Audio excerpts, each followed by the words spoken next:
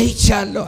ሰው አይደለም ያይ፣ ዘመድ አይደለም ያይ፣ ጓደኛ አይደለም ያይ፣ እግዚአብሔር አይቻለሁ ይላል።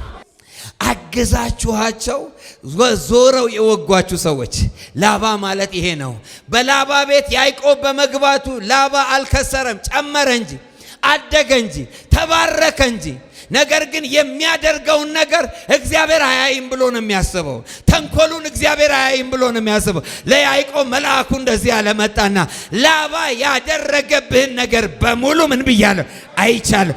ይኸውላችሁ የምታልፉበት መንገድ አይደለም ዋናው፣ ማጣታችሁ አይደለም ዋናው፣ ማግኘታችሁ አይደለም ዋናው፣ ሰፊ ከተማ መሆናችሁ አይደለም ዋናው፣ ትልቅ ነገር መያዛችሁ አይደለም። ከምን ጋር ነው የተነካካችሁ? ከእግዚአብሔር ጋር ከተነካካችሁ፣ ቃል ኪዳን በእናንተ ሕይወት ካለ፣ ቅባት በእናንተ ሕይወት ካለ እናንተን ማስቆም አይቻልም።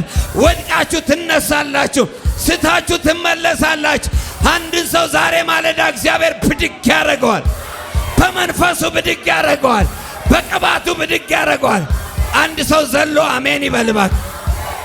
ዘፍጥረት 31 ቁጥር 17 ያዕቆብም ተነሳ፣ ልጆቹንና ሚስቶቹንም በግመሎች ላይ አስቀመጠ፣ መንጎቹንም ሁሉ የቤቱንም ዕቃ ሁሉ በሁለት ወንዞች መካከል ሳለ ያገኛቸውን ሁሉ ይዞ ወደ አባቱ ወደ ይስሐቅ ወደ ከነዓንም ምድር ሄደ።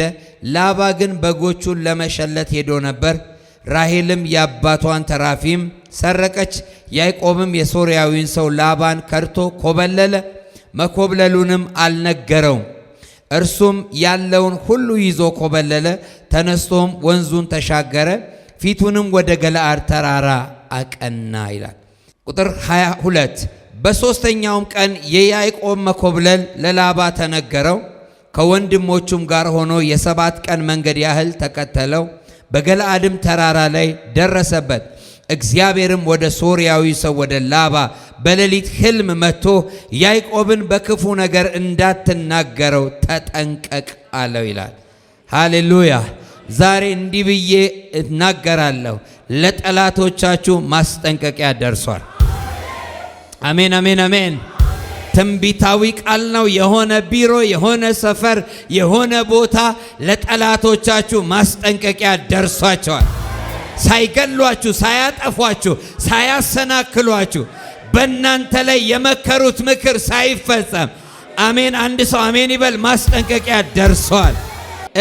አንዳንዱ ነገር የሚያታግለው እግዚአብሔር በቃ እስከሚል፣ እግዚአብሔር በቃ ያለ ቀን ማንም ሊቋቋም አይችልም። እግዚአብሔር በቃ ያለሽ ቀን ማንም ሊይዝሽ አይችልም። ጽዋ ሲሞላ፣ ከሰማይ ሲሞላ፣ ከጌታ ዘንድ ሲሞላ፣ እግዚአብሔር በቃ ሲል የሚያስቆምም የሚከለክልም ነገር የለም። ክብር ለጌታ ይሁን። በዚህ በዘፍጥረት 31 ላይ መነሻ ሐሳቡ በጣም የሚገርም ነው። የመጀመሪያው ሚስቶቹ ሊያና ራሔል የያዕቆብን ሀብት አይተው ይሄ የአባታችንን ንብረት ወስዶ ነው የከበረው የተባረከው ብለው ማጉረምረም ጀመሩ። ሐሜት ተጀመረ። በያዕቆብ ሕይወት ላይ የሚታየው ነገር ኢሌጋል ነው ብለው ማውራት ጀመሩ። ይሄ የያዕቆብን ልብ አራደው፣ አሳዘነው። ሁለተኛ ደግሞ የላባ ፊት እንደ ቀድሞ አልሆነም ይላል። በኢየሱስ ስም 20 ዓመት የተገዛበት ቤት፣ ለቤቱ በረከት የሆነበት የላባ ፊት እንደ ቀድሞ መሆን አልቻለም። ፊት ነሳው፣ ከለከለው። ራባ ጋላባዲያስ እግዚአብሔር በቃ ሲል አንዳንዱ ነገር እንዳይመቻችሁ እግዚአብሔር ያደርግ። የሰው ፊት እንዳይመቻችሁ ያደርግ። ሰዎቹ ክፉ ሆነው እንዳይመስሏችሁ። አንዳንዱ ቢሮ እንዳይመቻችሁ ያደርጋል። አንዳንዱ ሰፈር እንዳይመቻችሁ ያደርጋል። እንኳንም አልተመቻችሁ፣ ወደሚቀጥለው በረከት ልትገቡ ነው።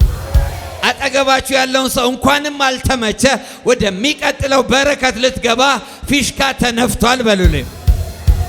ራቶ ካታዲያስ አንድ ያልተመቸው ሰው ወደሚመች ስፍራ ሲገባ ይታየኛል። አንድ ያልተመቸው ሰው እግዚአብሔር ወዳመቻቸው ነገር ሲገባ ይታየኛል።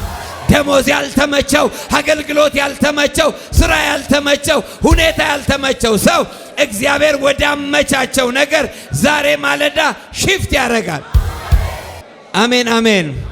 እንዲህ አለ ቁጥር 5 ላይ የአባታችሁ ፊት ከእኔ ጋር እንደ ድሮ እንዳልሆነ አያለሁ፣ ነገር ግን የአባቴ አምላክ ከእኔ ጋር ነው። አሌሉያ። እኔም ባለኝ ጉልበት ሁሉ አባታችሁን እንዳገለገልኩ ታውቃላችሁ። አባታችሁ ግን አታለለኝ፣ ደሞዜን 10 ጊዜ ለወጠ። እግዚአብሔር ግን ክፉ ያደርግብኝ ዘንድ አልፈቀደም ይላል። ሁሉም ነገር ገደብ አለው። ቻሌንጅ ገደብ አለው። ፈተና ገደብ አለው። መከራ ገደብ አለው። ሃሌሉያ። ምን አለ? አታለለኝ፣ ደሞዜን 10 ጊዜ ለወጠ፣ ፊት ነሳኝ። እግዚአብሔር ግን አለ በስማም ክፉ ያደርግብኝ ዘንድ ምን አለ? አልፈቀደለትም። አታራጋላባዲያ ዛሬ ቀኝ እጃችሁን አንሱ። ያልተመቻችሁ ሰዎች እግዚአብሔር ያልጠበቃችሁን ነገር እያመቻቸ ያልተመቻችሁ ሰዎች ዛሬ ትንቢት ነው። ደሞዝ ያልተመቻችሁ፣ ስራ ያልተመቻችሁ፣ መስሪያ ቤት ያልተመቻችሁ፣ ቤት ያልተመቻችሁ እግዚአብሔር እንደዚህ ይላል፣ አዲስ ነገር እየተመቻቸ ነው። መውጫችሁ ነው የሚሆነው፣ መክበሪያችሁ ነው የሚሆነው፣ መባረኪያችሁ ነው የሚሆነው፣ መሄጃችሁ ነው የሚሆነው። አላራዱስ ተዋርደህ ያንን ሰፈር አትለቀው። ተዋርደሽ አይደለም ያንን ሰፈር የምትለቀው። በዛ ቢሮ ውስጥ የሚያስከብር ድምጽ መጣ። ይኸውላችሁ ያዕቆብ ምንም ወንድሙን ኤሳውን አታሎ ቢወጣም አንዴ ግን በረከት አግኝቶታል። ከእግዚአብሔር ነገር ጋር ተነካክቷል። ዋጋ ቢከፍልም ደሞዙ ቢለዋወጥበትም ቢታለልም ግን ከመለኮታዊ ዓለም ጋር ተነካክቷል። ይኸውላችሁ የምታልፉበት መንገድ አይደለም ዋናው፣ ማጣታችሁ አይደለም ዋናው፣ ማግኘታችሁ አይደለም ዋናው፣ ሰፊ ከተማ መሆናችሁ አይደለም ዋናው፣ ትልቅ ነገር መያዛችሁ አይደለም። ከምን ጋር ነው የተነካካችሁ? ከእግዚአብሔር ጋር ከተነካካችሁ፣ ቃል ኪዳን በእናንተ ሕይወት ካለ፣ ቅባት በእናንተ ሕይወት ካለ እናንተን ማስቆም አይቻልም። ወድቃችሁ ትነሳላችሁ፣ ስታችሁ ትመለሳላችሁ። አንድን ሰው ዛሬ ማለዳ እግዚአብሔር ብድግ ያደርገዋል። በመንፈሱ ብድግ ያደርገዋል። በቅባቱ ብድግ ያደርገዋል። አንድ ሰው ዘሎ አሜን ይበልባክ። ያዕቆብ መለኮታዊ ፕሮግራም በርሱ ሕይወት ላይ እስቲል እግዚአብሔር ክፉ ያደርግብኝ ዘንድ ምን አላለ? ፈቀደ። ሶስተኛ ላይ ቁጥር 11 ላይ የእግዚአብሔር መልአክ በሕልም ያዕቆብ ሆይ አለኝ። እኔም እነሆኝ አልኩት፣ እንዲህም አለኝ፣ ዓይንህን አቅንተህ እይ፣ በበጎችና በፍየሎች ላይ የሚንጠላጠሉትን የበጎችን የፍየሎችን አውራዎች፣ ሽመልመሌ መሳዮችን፣ ዥንጉርጉር ነቁጣ ያለባቸውን ላባ በአንተ ላይ የሚያደርገውን ሁሉ አይቻለሁ። ወይኔ ወይኔ! ዛሬ እኮ ሰው የለም። አይቻለሁ ይላል። የክፉ ሰዎችን ምክር አይቻለሁ ይላል። የሟርተኞችን ምክር አይቻለሁ ይላል። የምቀኞችን ሐሳብ አይቻለሁ ይላል። የደጋሚዎችን ሐሳብ አይቻለሁ ይላል ጌታ። ፈረሰ ምክራችን። አካሎስ ሪጋዲና ማቶራባስ ሮዳባ ጋላባዲያስ አሜን አሜን አሜን። መልአኩ መጣና ተመልከት፣ ዓይንህን አቅንታል፣ በበጎቹ መካከል ተመልከታል። አንድ ሰው እግዚአብሔር ሰፊ ነገር ያሳየዋል። የሆነ በረከት ያሳየዋል። የሆነ ሙላት ያሳየዋል። የሆነ ነገር ያሳየዋል። ሰሞን ቁጭ በሉና ምን አለኝ አለ፣ ላባ ያደረገብህን ሁሉ አይቻለሁ። ሰዎች በስውር ነገር የጎነጎኑባችሁ ሰዎች፣ አብልታችሁ የተከዳችሁ ሰዎች፣ ረድታችሁ ስማችሁ የጠፋ ሰዎች፣ አገዛችኋቸው ዞረው የወጓችሁ ሰዎች። ላባ ማለት ይሄ ነው። በላባ ቤት ያዕቆብ በመግባቱ ላባ አልከሰረም፣ ጨመረ እንጂ፣ አደገ እንጂ፣ ተባረከ እንጂ። ነገር ግን የሚያደርገውን ነገር እግዚአብሔር አያይም ብሎ ነው የሚያስበው። ተንኮሉን እግዚአብሔር አያይም ብሎ ነው የሚያስበው። ለያዕቆብ መልአኩ እንደዚህ ያለ መጣና ላባ ያደረገብህን ነገር በሙሉ ምን ብያለሁ? አይቻለሁ። አንድ ሰው እጁን ያንሳ። የመከሩብህ ነገር አልተሰወረም። የተጎነጎነው ነገር አልተሰወረም። የታቀደው ነገር አልተሰወረም። ዛሬ ማለዳ በኢየሱስ ስም ፈረሰ፣ ፈረሰ፣ ፈረሰ። በስምህ ላይ የተመከረ በቤት ላይ የተመከረው አይቻለሁ። ማየት ብቻ አይደለም ተመልከት አለ። ዛሬ እጃችሁን አንሱ። እግዚአብሔር በሰጠኝ አዋጅ እሽራለሁ። የትኛውም በድብቅ የተሰራው ነገር አመድ ሆኗል። አይታይም ተብሎ የተደገመው አመድ ሆኗል። በለው አሜን በለኝ። አመድ ሆኗል። ገንዘብን የያዘው አመድ ሆኗል። ትዳርን የያዘው አመድ ሆኗል። አገልግሎትን የያዘው አመድ ሆኗል። ጥሪን የያዘው አመድ ሆኗል። ስኬትን የያዘው አመድ ሆኗል። ከያለበት አፍርሼዋለሁ፣ አፍርሼዋለሁ አሉ ካፓዲያስ። አይቻለሁ ይላል ጌታ። በጓዳ የተመከረው ሄሎ ሄሎ ተብሎ የተመከረው አንተን ለመጣል የተመከረው በርን ለመዝጋት የተመከረው እድልን ለማበላሸት የተመከረው ስኬትን ለመያዝ የተመከረው አይቻለሁ፣ አፍርሼዋለሁ ይላል። አይቻለሁ፣ መትቼዋለሁ ይላል። አይቻለሁ፣ ጥዬዋለሁ ይላል ጌታ። ጃራሳ ፓካድ ብዙ ሰው ያመልጣል ዛሬ፣ ብዙ ሰው ያመልጣል ዛሬ። ከላባ አሰራር ማምለጥ፣ ከርግማን ማምለጥ፣ ከመተት ማምለጥ፣ ከሟርት ማምለጥ፣ ከጨለማ ማምለጥ ሆኗል። ማምለጥ ሆኗል፣ ሆኗል። ከገዳዮች ታመልጣለህ፣ ከአሰናካዮች ታመልጫለሽ፣ ከተመከረብህ ነገር ታመልጣለህ። ዝለልና አምልጫለሁ በለኝ። አዎ አሜን፣ አሜን። አይቻለሁ። ሰው አይደለም ያይ፣ ዘመድ አይደለም ያይ፣ ጓደኛ አይደለም ያይ፣ እግዚአብሔር አይቻለሁ ይላል። ያዕቆብ እንዲህ ይል ነበር፣ እግዚአብሔር ያላየ ይመስለው ነበር። ላባም ሲበድለው እግዚአብሔር ያላየ ይመስል ነበር። የተበደላችሁ ሰዎች፣ ያዘናችሁ ሰዎች፣ የቆዘማችሁ ሰዎች በእናንተ ላይ የተሰራውን ነገር ዛሬ ማለዳ እግዚአብሔር አይቶታል፣ ለበጎ ቀይሮታል፣ ለበጎ ቀይሮታል። የተገፋችሁ እልል በሉ፣ ያዘናችሁ እልል በሉ፣ የወደቃችሁ እልል በሉ። አይቻለሁ፣ አይቻለሁ። አሁን የሚቀረ አንድ ነገር ነው አለ። ተነሳል። ሐውልት ወደ ሰራህበት፣ መስዋዕት ወደ አቀረብክበት ወደ ቤቴል አምላክ አቅና መንገድን። ተነስ ራጋቱናማስ እንዲህ አለ። ያዕቆብም ይላል ወደ ገለዓድ ተራራ አይኑን አቀና ይላል። ገለዓድ የእግዚአብሔር ተራራ ነው። መድኃኒት ያለበት ተራራ ነው። ፈውስ ያለበት ተራራ ነው። አሜን፣ አሜን፣ አሜን። እንደዚህ ይላል። አንብበው። ያዕቆብም ተነሳ። አጠገብ ያለውን ሰው ተነስ በሉልኝ። ከሆነ ከተያዝክበት ነገር ትወጣለህ ዛሬ። ካደከመ ነገር ትወጣለህ ዛሬ። ጸሎትን ከበላ ነገር ትወጣለህ ዛሬ።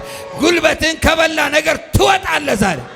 ወደ እግዚአብሔር ህልውና፣ ወደ እግዚአብሔር ሐሳብ፣ ወደ እግዚአብሔር ፍቃድ፣ ወደ በረከት ተራራ፣ ወደ ስኬት ተራራ፣ ወደ ሞገስ ተራራ ዛሬ ታቀናለህ። ግመሎቹ ላይ ያስቀመጠ መንጎቹንም ሁሉ የቤቱንም ዕቃ ሁሉ በሁለት ወንዞች መካከል ሳለ ያገኘውን ከብቶች ሁሉ ይዞ ወደ አባቱ ወደ ይስሐቅ ወደ ከነዓን ምድር ሄደ። ላባ ግን በጎቹን ለመሸለት ሄዶ ነበር። ራሔልም የአባቷን ተራፊም ሰረቀች። ያዕቆብም የሶርያዊን ሰው ላባ ከድቶ ኮበለለ። መኮብለሉንም አልነገረውም። እርሱም ያለውን ሁሉ ይዞ ኮበለለ። ተነስቶም ወንዙን ተሻገረ ይልና ፊቱንም ወደ ገለዓድ ተራራ አቀና ይላል። the right direction። ከዚህ በፊት ተናገር ያለው ገለዓድ የፈውስ ተራራ ነው። ገለዓድ የበረከት ተራራ ነው። ያቺ የጽዮን ሴት ልጅ ምንድነው ያለችው? በገለዓድ ተራራ የሚቀባ መድኃኒት የለም ወይ አለች። ፈውስ የለም ወይ አለ። የሕዝቤ ስብራት እስከ መቼ ነው አለ። ገለዓድ የእግዚአብሔር ፕሬዘንስ ወዳለበት ነው። ያዕቆብ መውጣት ብቻ ሳይሆን የሚሄድበትን መንገድ አልሳተም። አሜን በሉልኝ ባከ። ወደ አባቶቹ አምላክ ወንዙን ተሻግሮ ንብረቱን ይዞ ወጣ ኮብልሎ። ማን ሳይሰማ? ላባ ሳይሰማ። አሜን። እንዴት እንደሚያስመልጥ እግዚአብሔር ያውቅ። ምን እንደሚገጥምህ አላውቅም፣ ግን አሜን በለኝ ማምለጥ ሆኗል። ምን እንደተደራጀ አላውቅም፣ ግን ማምለጥ ሆኗል። ምን እንደተመከረ አላውቅም፣ ግን ማምለጥ ሆኖልሻል። ምን እንደተሰራ አላውቅም፣ ግን ማምለጥ ሆኗል። አጠገብ ያለውን ፈቅጃለሁ፣ ጀርባውን 3 የምታና ማምለጥ ሆኗል በሉልኝ። ወደ ገለዓድ ታቀናለህ በሉልኝ። ወደ እግዚአብሔር ተራራ ታቀናለህ በሉ። ክብሩ ወዳለበት፣ መንፈስ ወዳለበት፣ ኃይል ወዳለበት፣ ሐሳብ ወዳለበት ታቀናለህ በሉል። ማቅናት ሆኗል። አሜን አሜን። ሃካቶራ ባለ ወደ ገለዓድ ተራራ ፊቱን አቀና ይላል። ማምለጡ ግን ለላባ አልተነገረውም። ላባ በጎቹን ለመሸለት ሂዶ ነበር፣ ለተግባር ሂዶ ነበር። ያዕቆብ የሚያመልጥበት ወራት እንደደረሰ አላወቀም። እንደ ቀድሞ ስመጣ ቤት አገኘዋለሁ ብሎ ነው የነበረው። ካመለጠ ከ3 ቀን በኋላ ተነገረው ይላል። ሰማ። ነገር ግን ጥሎ በጎቹን መሸለት ጥሎ ለ7 ቀን ያክል አሳደደው። ከዛስ ላባ አቅም ያለው ሰው ነው፣ ጉልበት ያለው ሰው ነው፣ አብሮት ሰዎች አሉ። ስለዚህ ያዕቆብን እንደገና መልሶ ባሪያ ለማድረግ ፕላን አድርጎ ደረሰበት። የ7 ቀን መንገድ እየገሰገሰ ነው ሄደው። እየሳቀ አይደለም ሄደው፣ ሃሌሉያ እያለ አይደለም ሄደው፣ በቁጭት ነው ሄደው። ያዕቆብ ቀላል ነገር ከቤቱ ይዞ አልወጣም። የላባን ልጆች ሚስቶቹን ይዞ ወጥቷል። ንብረት ይዞ ወጥቷል። ሀብት ይዞ ወጥቷል። ሪሶርስ ይዞ ወጥቷል። ይኸውላችሁ ማምለጣችሁ በአጋንንት ዓለም ቁጭት ፈጥሮ እናንተን ወደ ኋላ ለመመለስ የዘመተ ሁሉ እግዚአብሔር ዋ ብሎታል። አቤት አቤት አቤት አቤት አቤት አቤት። ዛሬ ከባድ ማስጠንቀቂያ እጃችሁን አንሱ። እግዚአብሔር ምስክሬ ነው። ሰሞኑን የጎተጎቷችሁ ሰዎች ዛሬ ማስጠንቀቂያ ደርሷቸዋል። የደገሙባችሁ ሰዎች ማስጠንቀቂያ ደርሷቸዋል። ስማችሁን ያጠፉ ሰዎች ማስጠንቀቂያ ደርሷቸዋል። በኢየሱስም ማስጠንቀቂያ ሆኗል። ቁጭ በሉ። ቃል መጣ ዛሬ በኢየሱስም ማምለጫ የሚሆን አልነገሩትም። ላባ እየተበሳጨ ነው። ምናልባት የሚገለው ይመስለኝ ነበር። እግዚአብሔር ጸጥ አለው። ላባም አቅሙን ይጠቀማል። ከዛ በገለዓድ ተራራ ላይ ተገናኙ። ገለዓድ ደግሞ የእግዚአብሔር ተራራ ነው። የእግዚአብሔር መገኛ ነው። የእግዚአብሔር ሀለወት ያለበት ነው። የእግዚአብሔር ክብር ያለበት ነው። ደረሰበት። ስለዚህ ነገ በደንብ አቅም ኖሮኝ ሊያዘው፣ በቀን ሊያዘው፣ ሰው ሁሉ እያየ ሊያዘው ብሎ ላባ ለነገ ቀጠሮ ቀጠረ። ለነገ የተቀጠራችሁ ሰዎች ስሙኝ። ለነገ ውድቀት፣ ለነገ ሞት፣ ለነገ ኪሳራ እግዚአብሔር ዛሬ ማለዳ አይሆንም ይላል። በለው አይሆንም ይላል። ለነገ የተቀጠራችሁ ሰዎች፣ ለአደጋ የተቀጠራችሁ ሰዎች፣ ቀን የተቆረጠባችሁ ሰዎች፣ ሞታችሁ ቀን የተቆረጠ፣ መታመማችሁ ቀን የተቆረጠ፣ መውደቃችሁ ቀን የተቆረጠ፣ ሰማይ እንዲህ ይላል ገለበጥኩት ይላል። ዝለልና ተገለበጠ በለኝ። አይሆንም አይሆንም አይሆንም አይሆንም አይሆንም። ቀጠሮ ሳይደርስ እግዚአብሔር ሌሊት በህልም መጣ። ላባ እግዚአብሔርን ኢንካውንተር አድርጎ አያውቅም። እግዚአብሔር ለማያውቁኝ ህዝብ ተገለጥኩ ይላል እኮ እግዚአብሔር ቃል። ለማያውቁ ህልሙ ደግሞ አጭርና ግልጽ ነው። ፍቺ የሚያስፈልገው አይደለም። ምን የሚል ስሙኝ፣ ባሪያዬን ያዕቆብን ክፉ ነገር እንዳትናገረው ማለት እንዳትመተው አይደለም፣ እንደው በቃ እንዳታስደነግጠው፣ ላባን አየው ብሎ ክው እንዳይል።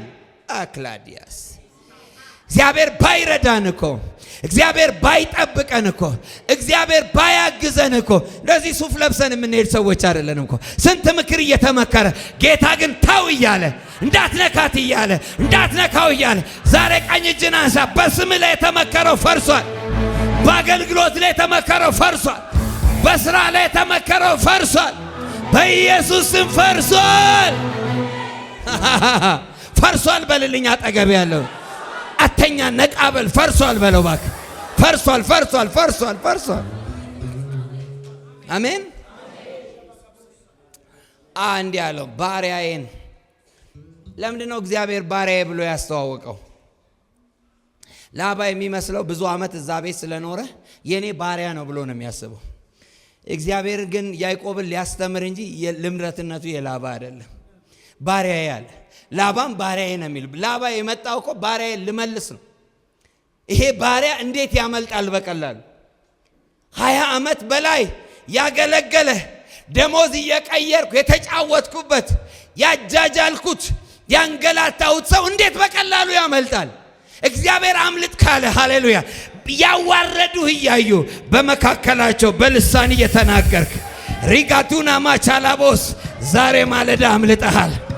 ይሄ ድምፅ ሰማለሁ አምልጠሻል የሚል አምልጠሃል የሚል አምልጣለ የራቦስ አካላዲራቦስ ሪዳባጋላቦራቦራቦስ ቤተሰብ አመለጠ። በዚህ ገና ሰሞን የተመከረ በዚህ ሳምንት የተመከረ አንቺም ቤተሰብሽም አምልጣችኋል።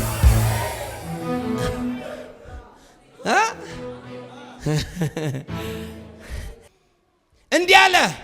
ያዕቆብን አገኘው። ያዕቆብ ራሱ የደነገጠ ይመስለኛል። ለምን ያውቀዋል እንዴት አድርጎ እንዳሰቃየው፣ እንዴት አድርጎ እንደተጫወተበት፣ እንዴት አድርጎ ደሞዙን እንደለዋወጠ በቃ። ከዛ እንዲህ አለ ያዕቆብ አለ ስለምን ሳትነግረኝ ሄድክ? በትህትና ቃል በሰርግና በከበሮ በመዝሙር በድግስ እንዳልሸኝሃል። ሊገለው የነበረው ሰው እኮ እግዚአብሔር ሲመጣ የሚጠሉ ሁሉ ሐሳባቸውን ይለውጣል። ነቃበልና አሜን በልባክ። ነቃበልና አሜን በልባክ። ሐሳባቸውን ለውጠዋል።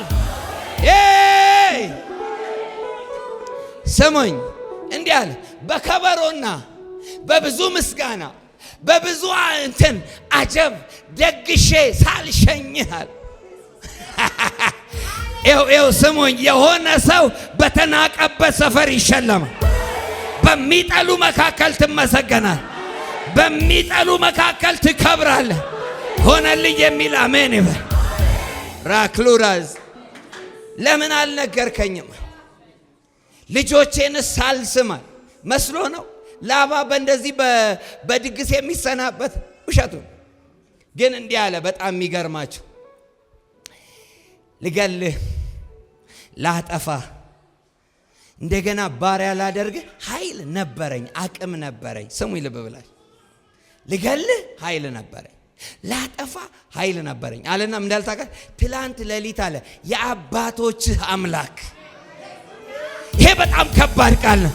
የአባቶችህ አምላክ በሕልም ተገለጠልኝ። ራሎራ ባጋዲና ማውሳካታ እንዲህ አለኝ አለ ባሪያዬን ያዕቆብን አለ። እኔ የኔ ባሪያ ነበር የምትመስለኝ። እሱ ግን እንዲህ አለኝ ባሪያዬን ያዕቆብን ክፉ ቃል እንዳትናገረው ተጠንቀቅ አለ። የት ነው የተከሰስከው? የት ነው የተገፋኸው? ዛሬ መልአኩ ይሄዳል ማስጠንቀቂያ ይዞ።